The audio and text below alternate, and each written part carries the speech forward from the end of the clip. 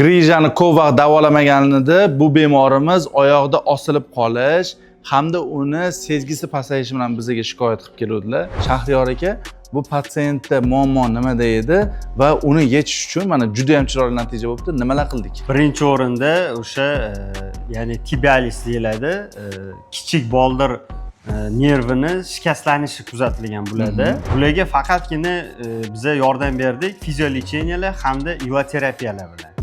Asosiy qilingan fiziolecheniyamiz birinchi o'rinda igloterapiya va elektroakupunktura.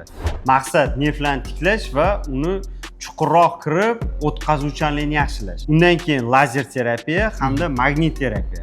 Bular ham chuqur kirib o'sha mushaklardagi hamda nervlardagi qayta tiklanish jarayonini tashkil qilib beradi.